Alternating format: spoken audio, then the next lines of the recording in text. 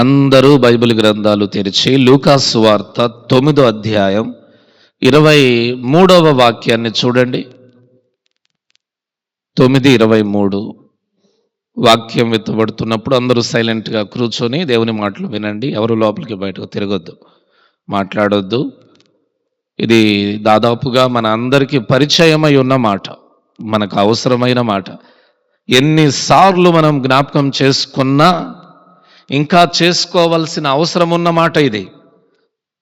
ఎవడైనను నన్ను వెంబడింపగోరిన ఎడల తన్ను తాను ఉపేక్షించుకొని ప్రతి దినము తన సిలువను ఎత్తుకొని నన్ను వెంబడింపవలెను. విన్నారు కదా? గత కాలమందు ఈ మాటను వినలేదా? ఏమండి, ఎప్పుడు చదవలేదా ఈ మాటను? మనం చాలా సందర్భాల్లో ఈ వచనాన్ని మనము విని ఉన్నాం, చదివి ఉన్నాం. ఈ రోజున మరొక్కసారి ఈ మాటను మనం జ్ఞాపకం చేసుకోవాల్సిన పరిస్థితి ఉంది. యేసు ప్రభువే స్వయంగా చెప్పినటువంటి మాట మనకెంతో అవసరమై ఉన్నటువంటి మాట. మనమందరం యేసయ్య బిడ్డలుగా మారిపోవాలని, యేసయ్యకు శిష్యులుగా ఎదగాలని, ఆత్మీయతలో, విశ్వాసంలో, అన్నిటిలో మనం ఎదుగుతూ ముందుకు సాగాలన్నది మన యొక్క ఆకాంక్ష, కోరిక కదండి. హల్లెలూయా. ఏదో నామకార్థంగా 4 రోజులు అలా విశ్వాసంలో బ్రతికి జీవితయాత్రను ముగించేయడం కాకుండా ఒక ప్రత్యేకమైన జీవితాన్ని కలిగి దేవుని కొరకు ముందుకు సాగాలన్న ఆ తృష్ణ మీలో కనబడుతున్నది. అయితే ఎవరెవరైతే యేసయ్యకు నిజంగా శిష్యులుగా, ఆత్మీయ బిడ్డలుగా, వింటున్నారా? ఎవరెవరైతే నిజంగా యేసయ్యకు శిష్యులుగా, ఆత్మీయ బిడ్డలుగా, ఆయనను ప్రేమించే బిడ్డలుగా జీవించాలి, ఎదగాలి అని కోరుకుంటున్నారో వారందరికీ అవసరమైన మాట ఈ మాట. ఎవరెవరు ఇంకా ఆత్మీయతలో ఎదగాలి, ప్రార్థనలో ఎదగాలి, యేసు ప్రభు శిష్యునిగా ఇంకా నేను ఎదగాలి అని ఆశపడుతున్నారు మీలో చేతులెత్తండి. అయితే మీ అందరికీ కావాల్సినటువంటి మాట, నేను కూడా ఆశపడుతున్నాను కాబట్టి నాకు కూడా కావాల్సిన మాట ఈ మాట. ఏం మాట అంటే, ఎవడైనను నన్ను వెంబడింపగోరిన ఎడల తన్ను తాను ఉపేక్షించుకొని, తన్ను తాను ఉపేక్షించుకొని ప్రతిదినము తన సిలువను తాను ఎత్తుకొని నన్ను వెంబడించాలి అని యేసుప్రభు వారు చెప్పినటువంటి ఈ మాటను బట్టి ఆయనకు మహిమ కలుగును గాక. హల్లెలూయా. ఈ వాక్యంలో 3 మాటలు ఉన్నాయి. మనం చేయాల్సిన 3 మాటలు ఉన్నాయి, లేకపోతే 3 పదాలు. ఈ వాక్యంలో మన కర్తవ్యాలు, మనం చేయాల్సినటువంటి పనులు, మన విధులు అని చెప్పొచ్చు. మన యొక్క విధులు 3 మాటలుగా రాయబడి ఉన్నాయి. మొదటి మాట ఏమిటి అంటే, తన్ను తాను ఉపేక్షించుకొని. ఉపేక్షించుకొని అనే పదానికి అర్థం ఏమిటి? గుర్తులేదా? తన్ను తాను ఉపేక్షించుకొని అనే మాటకు అర్థము తన్ను తాను వదిలేసుకొని. ఉపేక్షించడం అంటే వదిలివేయడం. ఉపేక్షించడం అంటే అర్థం ఏంటి? వదిలివేయడం. దేన్ని వదలాలి? దేన్ని వదలాలి? పరిసయ్యులు శాస్త్రులు వారు ఎలాంటి వారో తెలుసా? వారు ఎలాంటి వారో తెలుసా? ఇది ఇష్టము అంటే ఇది దైవార్పితము అని అనేవాళ్ళంట. అంటే మీకు వివరంగా చెప్తాను చూడండి.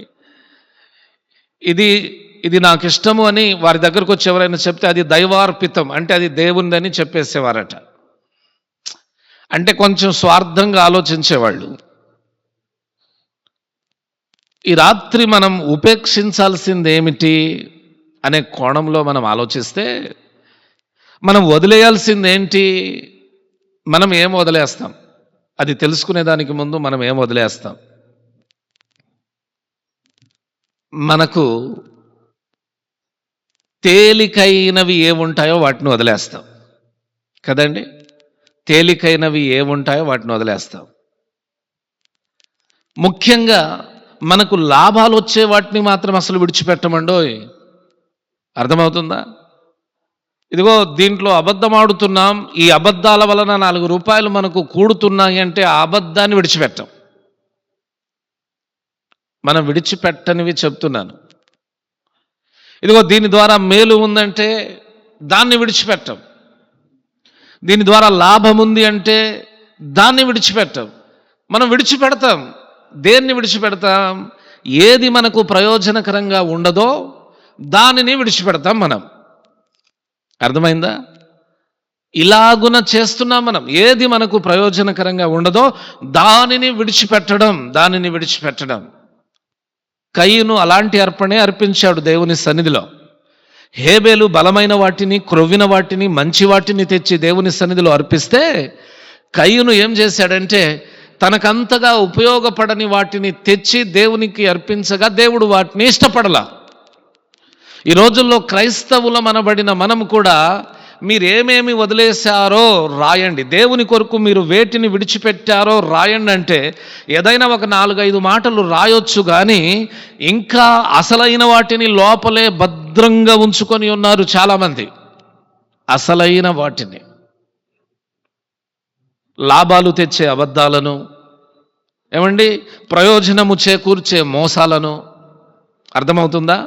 లాభాలు తెచ్చే అబద్ధాలను, ప్రయోజనము చేకూర్చే మోసాలను, అలాగుననే మంచి జరిగేటటువంటి చెడును. అర్థమవుతుందా? మంచి జరిగేటటువంటి చెడును, వీటన్నిటిని ఇంకా మనలో భద్రపరుచుకొని ఉన్నాం. అయితే ప్రభు ఏమంటాడంటే, అరే నాయన, మిమ్మల్ని మీరే విడిచిపెట్టండి రా అంటాడు. దేవునికి స్తోత్రం చెప్పండి. తన్ను తాను ఉపేక్షించుకోవడం అంటే ఏమిటి? నిన్ను నీవు వదిలేసుకోవడం. ఏదో దేవునికని నీకు నచ్చనివి, నీకు ప్రయోజనకరమైనవి 4, ఇదిగో పాస్టర్ గారు నేను మారు మనసు పొందకముందు ఇదిగో ఈ పని చేసేవాడిని, ఇప్పుడు ఈ పని చేయట్లా, ప్రభు కొరకు ఈ పని వదిలేసినట్టేగా, ఇదిగో ఇంకొక పని ఈ పని చేసేదాన్ని ఇప్పుడు చేయట్లా. ఇలాంటి పనులు కాదు మనం వదలాల్సింది. లేకపోతే దేవుని కొరకు ఏదైనా అర్పణ లాంటివి, లేకపోతే ఇలాంటి త్యాగాలు కాదు మనం చేయాల్సింది.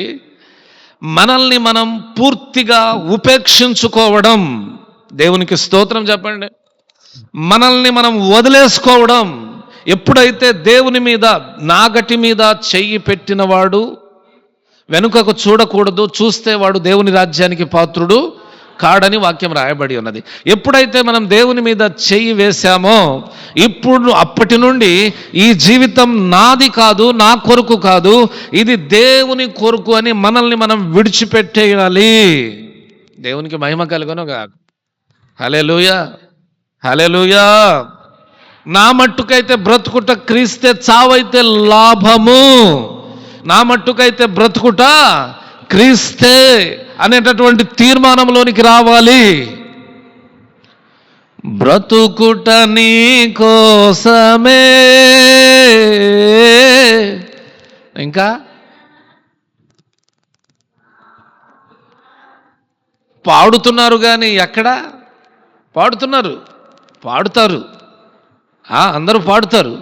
బ్రతుకుట నీ కోసమే, మరణమైతే నాకిక మేలు. అంటే నా కొరకు నేను బ్రతకను ప్రభువా, నీ కొరకే బ్రతుకుతానని పాడుతున్నావు, మంచిదే. కానీ ఎక్కడ దేవుని కొరకు ఎక్కడ బ్రతుకుతున్నావు? నీ కొరకు నువ్వే బ్రతుకుతూ దేవునికి అప్పుడప్పుడు చోటిస్తున్నావు అంతే. యేసు ప్రభుకు నిజమైన శిష్యులుగా మారాలనుకున్న ప్రతి ఒక్కొక్కరు, అలాంటి ఆశ కలిగిన ప్రతి ఒక్కొక్కరు తన్ను తాను ఉపేక్షించుకోవాలి. అంటే తన్ను తాను వదిలేయాలి. ఈ కోణంలో ఆలోచిస్తే నిన్ను నీవు వదలడం అంటే నీకు ఇష్టమైన వాటిని నువ్వు వదలాలి, నీకు నచ్చిన వాటిని వదలాలి, నువ్వు ప్రాణంగా ప్రేమించే వాటిని వదలాలి, నువ్వు బాగా అభిమానించే దానిని వదలాలి. అంతేకాకుండా నీవు ఇష్టపడి కడుపు నిండా తినేదానిని అవసరమైతే వదలాలి. దేవుని భక్తిలో ఇది అడ్డము అని అనిపిస్తే అది ఎంతటి గొప్పదైనా దానిని విడిచిపెట్టవలసినటువంటి బాధ్యత, అవసరం మన ముందుంది. ఇలా విడిచిపెడితేనే మనం దేవుని ఎదుట నిజమైన శిష్యులము కాగలం. నేను ఇందాక చెప్పాలనుకుంది అదే. మనకిష్టమైన వాటిని, మనకు లాభాలు తెచ్చే వాటన్నిటిని విడిచిపెట్టి, ఏదో ఒకటి రెండు విడిచిపెట్టి, మనకు ఇష్టమైన వాటిని, లాభాలు తెచ్చే వాటన్నిటిని పట్టుకొని ఏదో ఒకటి రెండు విడిచిపెట్టి మనం కూడా విడిచిపెట్టామని చెప్పుకోవడం కాదు. నిన్ను నీవు ఉపేక్షించుకోవడం అంటే నీకు ఇష్టమైన వాటన్నిటిని ఉపేక్షించి వచ్చేయాలి నువ్వు. హల్లెలూయా. అవునండి, నీవు కోరుకున్న వాటిని. మారు మనసు పొందకముందు మంచి బట్టలు కట్టుకొని చక్కగా నీటిగా రెడీ అవ్వడం, అందంగా రెడీ అవ్వడం, అందరికీ అందంగా చూపించుకోవడం నీకు ఇష్టమా? మారు మనస్సు పొందిన తర్వాత నీవు మనుష్యులకు అందంగా కనబడవలసిన అవసరం లేదు. దేవునికి అందంగా కనబడితే చాలు. నీవు ఆ అందంగా కనబడే ఆ విషయాన్ని త్యాగం చేయాలి దేవుని కొరకు. మారు మనసు పొందక ముందు నువ్వు అతిగా మాట్లాడి మాటలతో జయించేదానివా? మారు మనసు పొందిన తర్వాత నీ మాటలన్నీ బంద్ అవ్వాలి అంతే. చూచేవారు, నీ వైపు చూచేవారు, నీ మాటలు వినేవారు, ఏంటమ్మా నీలో ఇంత మార్పు వచ్చింది అని ఆశ్చర్యపోవాలి. అలాగున నీ మాటలు బంద్ అవ్వాలి. మారు మనసు పొందక ముందు కడుపు నిండా ఏది పడితే అది తింటూ కడుపే దేవుడని తిరుగుచున్న నీవు మారు మనసు పొందిన తర్వాత కడుపు మార్చుకోవడం కూడా అలవాటు చేసుకోవాలి. స్తోత్రం చెప్పండి. మారు మనసు పొందక ముందు నువ్వు 3 పూటలు కాదు, ఇంకొక పూట ఎగస్ట్రాగా 4 పూటలు తినేవాడివి. మారు మనస్సు పొందిన తర్వాత అవసరమైతే 2 పూటలకు వచ్చేయాలి. హల్లెలూయా. విడిచిపెట్టమంటున్నాడు కానీ ఇంకొంచెం కలుపుకోమని చెప్తున్నాడు ఆ దేవుడు. ఏమండి, విడిచిపెట్టు. నీకు ఇష్టమైన వాటిని విడిచిపెట్టు. నువ్వు తినే వాటిలో విడిచిపెట్టు. నీలో నాకేవేవి ఇష్టంగా లేవో వాటన్నిటిని విడిచిపెట్టమంటున్నాడు దేవుడు. మీరు చాలా తెలివి కలిగిన వారండి. మీకు చాలా తెలివితేటలు ఉన్నాయి. ఏ తెలివితేటలు? ఈ లోక సంబంధమైన తెలివితేటలు. వాటిని కూడా మీరు విడిచిపెట్టండి. వాటిని కూడా ఏం చేయండి? విడిచిపెట్టండి. మీకు విస్తారమైన జ్ఞానం ఉంది, ఈ లోక సంబంధమైన జ్ఞానం, అది విడిచిపెట్టు యేసు కొరకు. ఈ లోక సంబంధమైన జ్ఞానముతో నువ్వు ప్రభువును సంతోషింపజేయగలవా? ఈ లోక సంబంధమైన తెలివితేటలతో నువ్వు ప్రభువును సంతోషింపజేయగలవా? పౌలు గారు అంటారు, ఈ లోక జ్ఞానం ఆయన దృష్టికి వెర్రితనం అంట. ఈ లోక జ్ఞానం ఆయన దృష్టికి అంటే నువ్వు జ్ఞానాన్ని విడిచిపెడితే నువ్వు వెర్రితనాన్ని విడిచిపెట్టినట్టు లెక్క. ఇలాగున టోటల్గా నీకు ఇష్టమైన ప్రదేశాలకు నువ్వు వెళుతూ ఉండేదానివి ఎప్పుడు మారు మనసు పొందక ముందు. పొందిన తర్వాత అది బంద్ అవ్వాలి. నీకు ఇష్టమైన బంధువుల దగ్గరికి పదే వారు విగ్రహారాధికులైన పరిగెత్తుతూ వెళుతూ ఉండేదానివి, అది కూడా బంద్ అవ్వాలి. మనలను అపవిత్రపరిచే ప్రతి విషయాల్లో మనం తలదూర్చకుండా ఉండడమే మంచిది. హల్లెలూయా. అవునండి, మేము మా బంధువులలో జరిగే కొన్ని కార్యాలను విడిచిపెట్టి చాలా రోజులైంది. వాళ్ళు మమ్మల్ని పిలవడం, ఎలాగో రారులే వీళ్ళని, ఏది జరిగినా అంటే కొలుపులు లాంటివి ఇలాంటివి ఏదైనా విగ్రహారాధన సంబంధమైనవి ఏదైనా జరిగితే మమ్మల్ని పిలవరు. వాళ్ళు పిలిచినా మేము వెళ్ళాం. లేదు అసలు పిలవడం మానేశారు. వీళ్ళు ఎలాగో వెళ్ళర్లే. ప్రభు కొరకు త్యాగాలు చేయాలండి. మనల్ని అపవిత్రతలోనికి నెట్టేటటువంటి ప్రతి క్రియలలో మనం త్యాగం చేయాలి. నీకు బాగా రాజకీయం ఇష్టమా? ఏమండి, బాగా రాజకీయం ఇష్టమా? వదలవా దాన్ని? భక్తే, రాజకీయమే. ఇదేమన్నా ధర్మమా? ఏమండి, యేసు ప్రభు అన్నాడు, నిన్ను నీవు ఉపేక్షించుకో. నిన్ను నీవే ఉపేక్షించుకొనవలసిన అవసరం ఉండగా నీ రాజకీయాలు కూడా నువ్వు వదలాలి.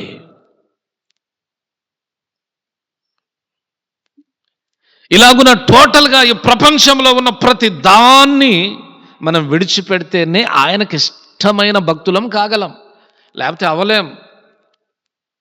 నిజంగా చెప్తున్నా, నేను మీకు ఇంకా క్లారిటీగా చెప్తాను. నేను ఇవన్నీ విడిచిపెట్టాలి, ఇవన్నీ ఉపేక్షించాలి. ఇష్టమైన వాటిని, లోకానుసారమైన వాటిని, మనల్ని లోకంలో నెట్టే వాటిని, మనల్ని పాపం అనే బురదలో నెట్టే వీటన్నిటిని మనం విడిచిపెట్టి అడుగులు ముందుకు వేస్తూ ఉండాలి. ఒకసారి నిన్ను నువ్వు పరీక్షించుకో. యేసు ప్రభు దగ్గరికి ఎన్ని సంవత్సరాల నుండి వస్తున్నావు? ఎన్ని సంవత్సరాల నుండి వస్తున్నావు? ఒకసారి నిన్ను నువ్వు పరిశీలన చేసుకో, ఆలోచన చేయి. ఎన్ని సంవత్సరాల నుండి? కానీ కొన్ని నీలో ఉన్నాయి కదూ, నిజంగా ఒప్పేసుకో. నీవు విడిచిపెట్టకూడనివి, లోక సంబంధమైనవి కొన్ని ఉన్నాయి కదూ. ఈ ప్రత్యేకమైన ప్రార్థనల్లో నీకే హెచ్చరిక చేస్తూ చెప్తూ ఉన్నాను. నిన్ను నీవు ఉపేక్షించుకునే ఈ క్రమంలో దేవునికి ఆయాసకరమైనవి నీలో ఏవి ఉన్నా యేసు నామములో నీవు విడిచిపెట్టుదువుగాక. ఇప్పుడే వదిలేయి, ప్రేమతో వదిలేయి దాన్ని, ఓకేనా? దేవుని దృష్టిలో కృప పొందుతావు, దేవుని దృష్టిలో మంచిదానం అవుతావు, మంచి విశ్వాసి అవుతావు. విడిచిపెట్టుకోకుండా దాచిపెట్టుకోబాకు. విడిచిపెట్టి వదిలేయి, దాచిపెట్టుకోవద్దు. అతిక్రమములు దాచిపెట్టువాడు వర్ధిల్లడని వాక్యం వింటున్నాం మనం. కాబట్టి పాపాలను, లోకానుసారమైన వాటిని మనం దాచుకోకూడదు, విడిచిపెట్టాలి. ఇది మొదటి మాట. రెండవ మాట చాలా ప్రాముఖ్యమైన మాట ఉంది, చూడండి.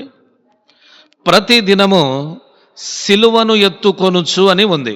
ప్రతి దినము తన సిలువను తాను ఎత్తుకొనుచు. ప్రతి దినం అంటే ఎవ్రీడే, ఒక్కొక్క దినం. ఏమండి, అప్పుడప్పుడు ఆదివారం కాదు, నెలలో మొదటి ఆదివారము కాదు, లేకపోతే నెలలో చివరి శుక్రవారము కాదు. దేవునికి నిజమైన శిష్యులుగా ఉండాలనుకునే మనం, దేవుని ఎదుట నమ్మకస్తులుగా కనబడాలని అనుకునే మనం, దేవుని రాజ్యంలో చోటు సంపాదించాలనుకునే మనం, మనల్ని మనం విడిచిపెట్టి, మనల్ని మనం ఈ లోకంలో నుండి ప్రత్యేకపరుచుకొని, రెండవది ప్రతి దినం, ఎవ్రీడే ప్రతిదినం ప్రార్థన చేస్తున్నాం పాస్టర్ గారు, ప్రతిదినం మంచిదే. ఆరాధన చేస్తున్నామండి పాస్టర్ గారు, మంచిదే. వాక్యం చదువుతున్నామండి పాస్టర్ గారు, మంచిదే. ఇదిగో ప్రత్యేకమైన ప్రార్థనలు పెడితే వీటికి కూడా వస్తున్నామండి పాస్టర్ గారు, మంచిదే. నువ్వు చేయాల్సింది ఇంకోటి ఉంది. ఏంటి నువ్వు ప్రతిదినం చేయాల్సింది? నీ సిలువను నీవు ఎత్తుకోవాలి. సరిగ్గానే వింటున్నావు నువ్వు. యేసయ్య సిలువను కాదు, ఏమండి, యేసయ్య సిలువను కాదు, నీ సిలువను నీవెత్తుకోవాలి. యేసయ్య సిలువ ఎత్తాడు పాస్టర్ గారు. అది ఎలా జరిగిందంటే, ఆనాటి రోమా సైనికులు యేసు ప్రభు దగ్గరికి సిలువను తీసుకొచ్చి, ఈ సిలువను భుజం మీద మోయమని చెప్పారు. కాబట్టి యేసు ప్రభు వారు సిలువను ఎత్తారు. మమ్మల్ని సిలువను ఎత్తమంటున్నావు, మీ సిలువలు మీరు ఎత్తుకోండి అంటున్నావు. ఏది, మాకు ఏదన్నా సిలువ లాంటిది ఇచ్చావా? నువ్వు ఇస్తే హాయిగా మెడలో పెట్టుకుంటాం. నువ్వు సిలువ చేయించి ఇవ్వాలి, కానీ దర్జాగా మెడలో పెట్టుకుంటామండోయ్. మెడలో పెట్టుకుంటాం సిలువని. నేను చెప్పేది మెడలో పెట్టుకునే సిలువ గురించి కాదు. నువ్వు సిలువ గుర్తున్న ఉంగరాలు చేయించి పాస్టర్ గారు, హాయిగా పెట్టుకుంటాం. ఉంగరాల గురించి కాదు నేను చెప్పేది. నేను గొలుసుల గురించో, ఉంగరాల గురించో, లేకపోతే చెక్క సిలువ గురించో కాదు చెప్తుంది. సిలువ అనే మాటకు అర్థము శ్రమ. సిలువ అంటే శ్రమ. రెండవది త్యాగభరితమైన జీవితం. అంటే ప్రతి దినం నీకెదురయ్యేటటువంటి శ్రమలను నీవు ఎత్తుకొనుచు, కొన్నిసార్లు నువ్వు త్యాగాలు చేస్తూ జీవిత యాత్రలో నీవు ముందుకు సాగుతూ పోవాలి. దేవునికి మహిమ కలుగును గాక. యేసుక్రీస్తును వెంబడించడం అంటే సిలువను మోసుకొని వెళ్ళడం. ఏమండి, నీ సిలువను నీవు మోసుకొని వెళ్ళడం. ఏంటా సిలువ? నీకు కలిగే శ్రమే సిలువ. నీకు కలిగే నిందే సిలువ, నీకు కలిగే అవమానమే సిలువ, నీవు తగ్గింపబడమే సిలువ. అలాగుననే కొన్నిసార్లు నువ్వు త్యాగము చేయాలి, దానిని కూడా సిలువే అంటారు. సడన్గా గొప్ప పని వచ్చింది ప్రార్థనా దినమున, త్యాగం చేయి, దాన్ని సిలువ అంటారు. ఈ రకమైనటువంటి నీ సిలువను నీవు మోసుకుంటూ యేసయ్యను వెంబడించాలి. శ్రమలు వచ్చాయని, కష్టాలు వచ్చాయని యేసయ్యను వెంబడించడం మనం మానకూడదు. ఇక్కడే మనం నిజంగా యేసయ్య శిష్యులమా లేకపోతే స్వార్థపరులమా అనే విషయం మనకి ఇక్కడ అర్థమవుతుంది. స్వార్థపరులు అనే మాట ఎందుకు వాడానో తెలుసా? యేసయ్య దగ్గరికి వస్తే మేలు చేస్తాడు, మంచి చేస్తాడు. యేసయ్య దగ్గరికి వస్తే ఆశీర్వాదం వచ్చింది, దీవెన కలుగుతుంది, సమాధానం కలుగుతుంది అనే కోణంలోనే ఆలోచించి యేసు ప్రభు దగ్గరికి వచ్చేవారిని స్వార్థప్రియులు అంటారు. యేసు ప్రభు దగ్గరికి వస్తే ఇవన్నీ దొరుకుతాయి. అలాగునే యేసు ప్రభు దగ్గరికి వెళ్ళిన తర్వాత ఏదైనా శ్రమ కలిగినా, బాధ కలిగినా, అవమానము కలిగినా, నింద కలిగినా వాటన్నిటినీ కూడా నేను భరించాలి. దీవెన వస్తే దీవెనను భరిస్తాను, అలాగుననే శ్రమ వచ్చినా శ్రమను భరిస్తాను అని అన్నిటికీ సిద్ధపడి దేవుని దగ్గరికి రావాలి. స్వార్థంతో రాకూడదు. అర్థమవుతుందండి? దేవుని దగ్గరికి మనం స్వార్థముతో రాకూడదు. దేవుని దగ్గరికి వచ్చేటటువంటి మనం ప్రాణం పెట్టడానికైనా సిద్ధపడి రావాలట. దానికి యేసుప్రభు ఏమని చెప్పాడో తెలుసా? దేవుని కొరకు మనం ప్రాణం పెట్టడానికి కూడా వెనకాడకుండా అడుగు ముందుకు వేస్తే మన ప్రాణాన్ని మనం కాపాడుకుంటామంట. దేవునికి మహిమ కలుగును గాక. హల్లెలూయా.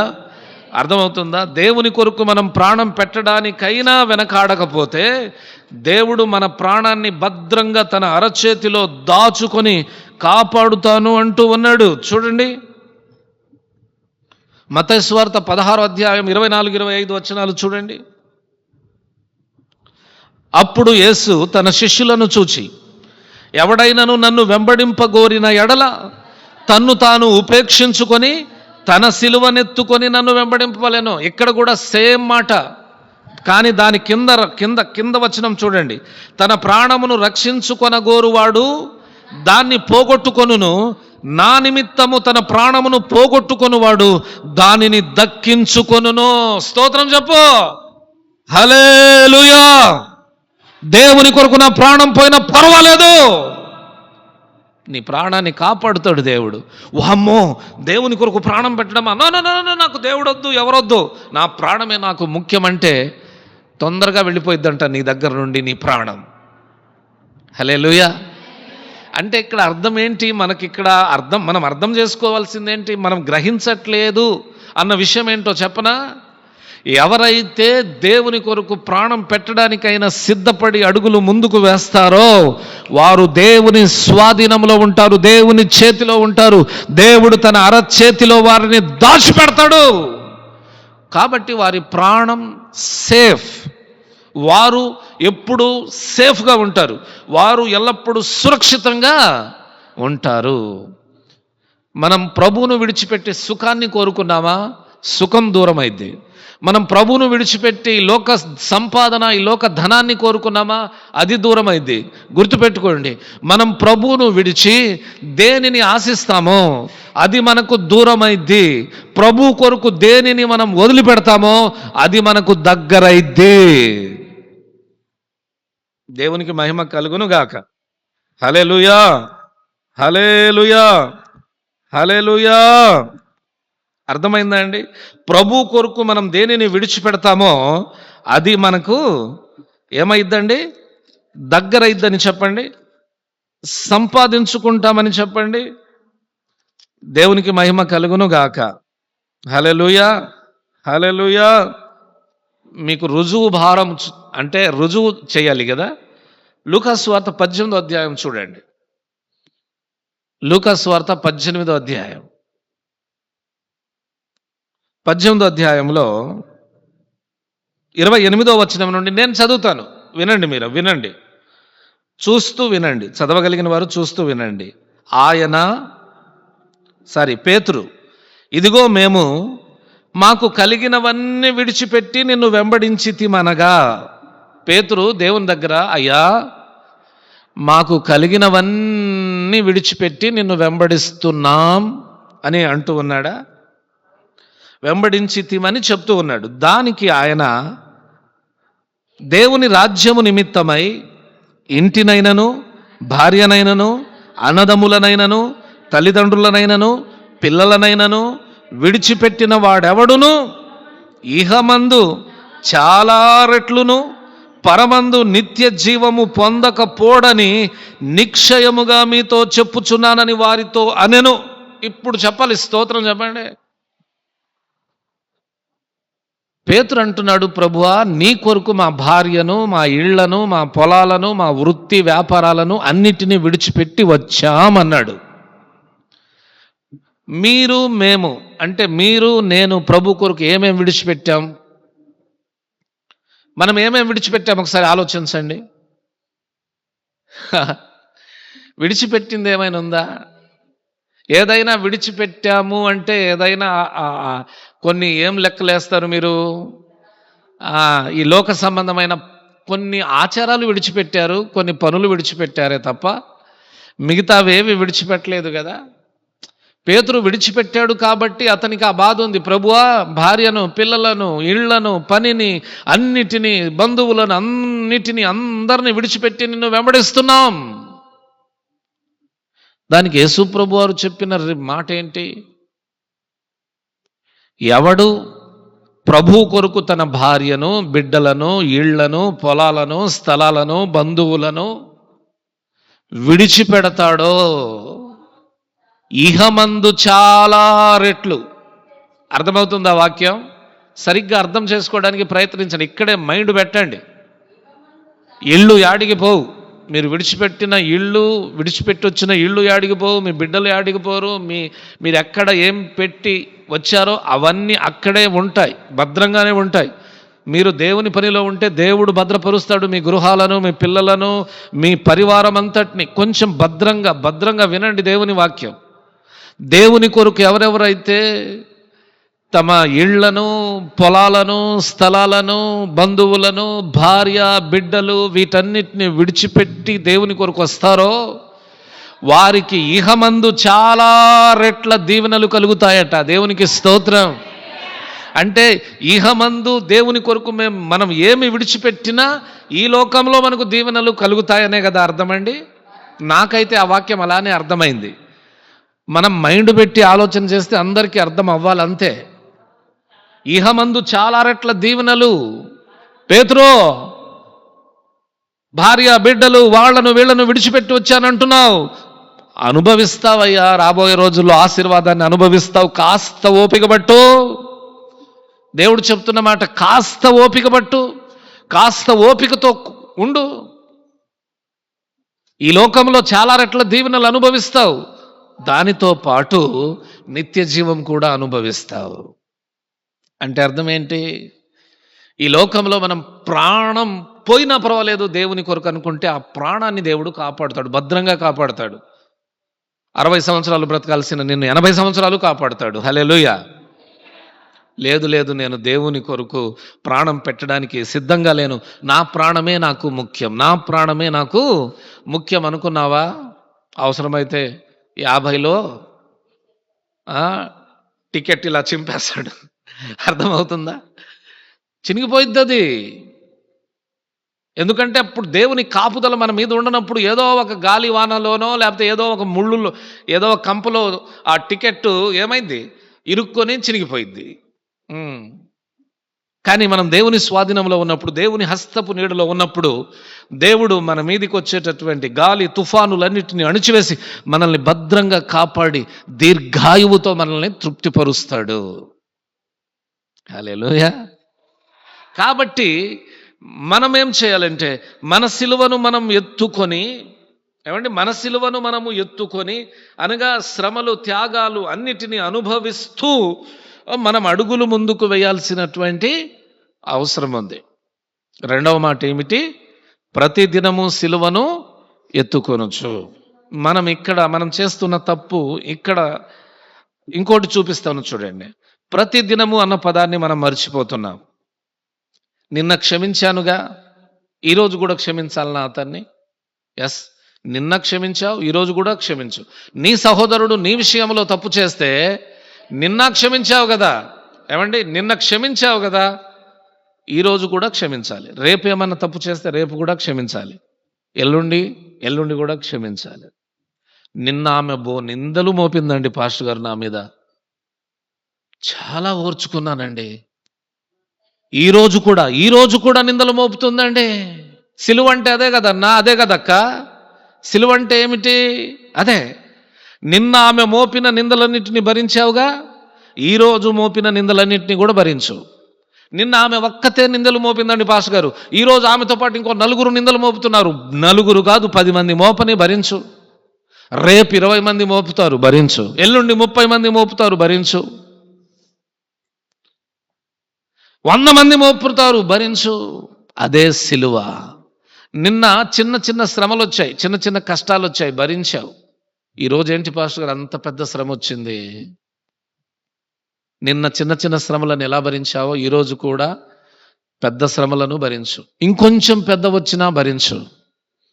తన నిత్య మహిమకు క్రీస్తునందు మనల్ని పిలిచిన సర్వకృపానిధియగు దేవుడు ఆయనే మన దగ్గరకు వచ్చి మనకున్న శ్రమలన్నిటిలో నుండి మనల్ని విడిపిస్తాడు.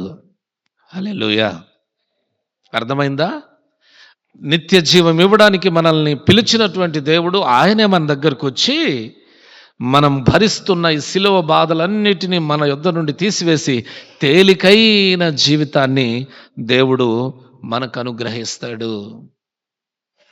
సిలువ అంటే శ్రమ. నీ సిలువను నీవు మోస్తూ ముందుకు సాగాలి. అదే నీ భక్తి గల జీవితానికి అర్థము. నీ సిలువను నీవు మోయకుండా నీవు ప్రార్థన చేసినా ఏమి చేసినా దానికి ఈ భూమి మీద విలువ లేదు, దేవుని దృష్టిలో దానికి దీవెన లేదు అన్నటువంటి విషయాన్ని నీవు గ్రహించవలసినటువంటి అవసరం ఉంది. చూడండి, బైబిల్ గ్రంథంలో ఈ మాటకు ఆధారంగా మత్తయి సువార్త 10వ అధ్యాయం 38వ వచనాన్ని చదవండి. మత్తయి సువార్త 10వ అధ్యాయం 38వ వచనాన్ని చదవండి.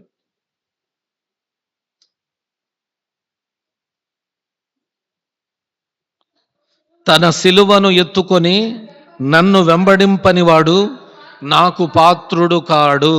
అర్థమైందా అండి? దేవునితో అతనికి సంబంధము లేదు, దేవునితో అతనికి పాలు లేదు, దేవునితో అతనికి పొత్తు లేదు, దేవునితో ఆమెకు భాగము స్వాస్థ్యము లేదు. ఎవరికి? తన సిలువను తాను ఎత్తుకొనకుండా ఉండేవారికి. అర్థమైందా? మరొకసారి చదవమంటారా? తన సిలువను ఎత్తుకొని నన్ను వెంబడింపని వాడు నాకు పాత్రుడు కాడు. తన సిలువను తాను ఎత్తుకొని నన్ను వెంబడింపనివాడు అంటే యేసయ్యను వెంబడించేవాడు సిలువను ఎత్తుకొని వెంబడించాలి. సిలువను ఎత్తుకోను, నేను శ్రమలు భరించను, అవమానాలు భరించను, నిందలు భరించను, శోధన సహించను, నాకు సుఖం కావాలి, ఆనందం కావాలి, నెమ్మది కావాలి, దీవెన కావాలి అనుకుంటే నువ్వు ఎప్పుడు దేవునికి శిష్యురాలవు కాలేవు, నిత్య జీవాన్ని స్వతంత్రించుకోలేవు. జీవితం అన్నాక ఎత్తు పల్లాలు, ఒడిదుడుకులు, కష్ట సుఖాలు ఉంటాయి. అలాగునే భక్తి అన్నాక ఎల్లప్పుడూ మనకు మంచే జరిగిద్ది అనుకోలేం. కొన్నిసార్లు బాధలు కలగొచ్చు. దేవుడు కావాలని మాత్రం ఎవరిని బాధ పెట్టడు. అయినా కొన్నిసార్లు ఏదో ఒక మూల నుండి కొన్ని బాధలు మనకు కలగొచ్చు. దానిని భరిస్తూ, దానిని సహిస్తూ యేసయ్యను వెంబడించాలట.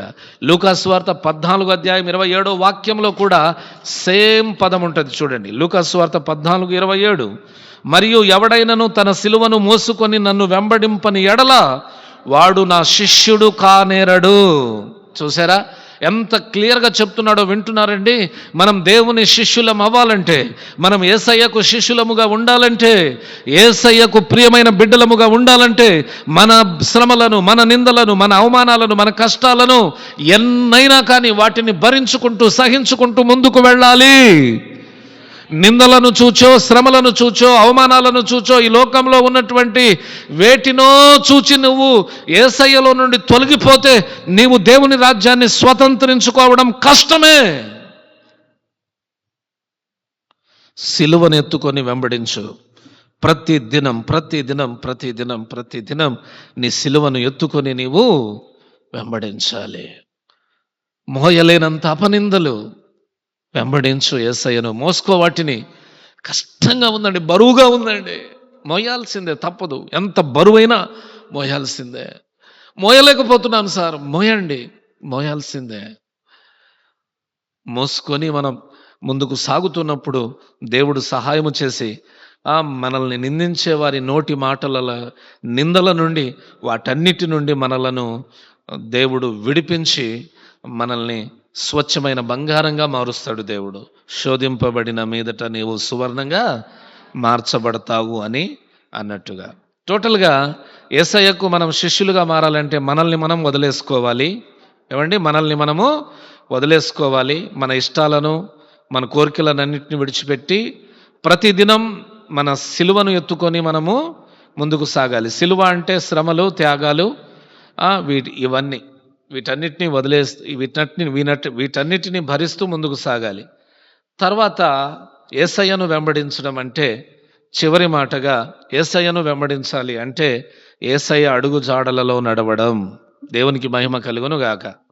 యేసయ్య అడుగు జాడలలో నడిచేవాడు తన్ను తాను వదిలేసుకొని ప్రతిదినము తన సిలువను ఎత్తుకొనుచు యేసయ్య అడుగు జాడలలో నడవాలి. అడుగు జాడల్లో నడవడం అంటే యేసయ్య అడుగు యొక్క జాడలు కనబడట్లేదని ఇలాంటి అతి తెలివితో కూడినటువంటి ప్రశ్నలు వేయొద్దు. యేసయ్య అడుగు జాడలంటే ఏమిటి? ఆయన మనకు చూపించిన మార్గము, ఆయన మనకు చూపించిన మార్గము, ఆయన మనకు నేర్పించిన మార్గము, ఆయన మన ముందుంచిన మార్గము. పౌలు గారు అంటారు, నేను క్రీస్తును పోలి నడుచుకొనుచున్న ప్రకారము మీరు నన్ను పోలి నడుచుకోండి అంటాడు. అంటే పౌలు గారు ఎవరిని పోలి నడుచుకుంటున్నారు? క్రీస్తును పోలి నడుచుకుంటూ ఉన్నారు. దేవునికి మహిమ కలుగును గాక. క్రీస్తును పోలి నడుచుకోవడం ముఖ్యం. మనము కూడా క్రీస్తును పోలి నడుచుకోవాలి. క్రీస్తును మన ముందుంచాలి. ఎవరిని చూచి నువ్వు నడుచుకుంటున్నావు? ఎవరిని చూచి నీవు జీవితంలో కొన్నిటిని నేర్చుకుంటున్నావు? ఈ రోజుల్లో ఎవరిని చూచి అంటే సినిమా వాళ్ళను చూచి కొన్ని నేర్చుకుంటున్నారు. టీవీలో సీరియల్ వాళ్ళను చూచి ఇంకొన్నిటిని నేర్చుకుంటూ ఉన్నారు. అర్థమవుతుందా? పొలిటికల్ లీడర్స్ని చూచి ఇంకొన్నిటిని నేర్చుకుంటూ ఉన్నారు. ఏమండి,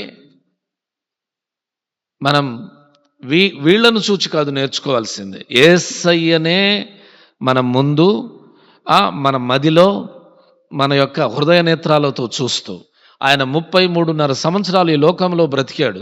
ఆ 33.5 సంవత్సరాల్లో ఎలా మాట్లాడాడు, ఎలా నడుచుకున్నాడు, ఎలా ప్రేమించాడు, ఎలా గ్రామాలు తిరిగాడు, ఎలా రాత్రింబవళ్ళు సేవ చేశాడు, ఎలా దేవుని కొరకు కష్టపడ్డాడు, ఇంత చేసినా ఎలా తనకు పాపం అనేది అంటకుండా కాపాడుకున్నాడు. ఈ విషయాలన్నీ గ్రహిస్తూ యేసయ్యను మాదిరిగా తీసుకొని యేసయ్య అడుగు జాడలలో మనము నడవాలి. యేసయ్యను మాదిరిగా తీసుకొని యేసయ్య అడుగు జాడలలో నడవాలి. హల్లెలూయా. యేసయ్యలాగా మాట్లాడడం నేర్చుకోండి. కోపతాపాలు ఏమి ఉండవు. దేవునికి మహిమ కలుగును గాక. యేసయ్యలాగా మాట్లాడితే కోప్పడేవారు ఎవరు ఉంటారు మన మీద? యేసయ్యలాగా ప్రేమించడం నేర్చుకోండి. ఆయన ఎవరిని ద్వేషించలా కదా, ఎవరిని ద్వేషించలా. చివరికి సిలువలో తన్ను కొట్టిన వారిని సైతం ద్వేషించలా, వారిని సైతం ప్రేమించాడు. అలాంటి ప్రేమ గుణం మనలో ఉండాలి, అలవాటు చేసుకోవాలి. యేసయ్య అలాంటి త్యాగభరితమైన జీవితం అలవాటు చేసుకుందాం. త్యాగము అంటే మన కొరకు, మన బిడ్డల కొరకు ఏదైనా మనం విడిచిపెడితే దాన్ని త్యాగం అనరు. బిడ్డల కొరకు యాక్చువల్లీ తల్లిదండ్రులు కొన్ని త్యాగాలు చేస్తూనే ఉంటారు, కానీ అది నీ ధర్మం. కానీ నీవు దేవుని కొరకు కొన్ని త్యాగాలు చేయాలి. దేవుని కొరకు కొన్ని త్యాగాలు చేయాలి. దేవుని కొరకు త్యాగభరితమైన జీవితాన్ని నీవు గడపాలి. అది దేవునికి కావాల్సింది. కాబట్టి అట్టి ఆ త్యాగభరితమైన జీవితంతో ఆయన అడుగు జాడలలో నడుచుకొని యేసయ్యకు నిజమైన శిష్యునిగా నీవు మార్చబడుదువుగాక. హల్లెలూయా. యేసయ్య చెప్పిన మాట గుర్తుంది కదా, ఎవడైనను తన సిలువను తాను ఎత్తుకొని నన్ను వెంబడింపని వాడు నా శిష్యుడు కాడు.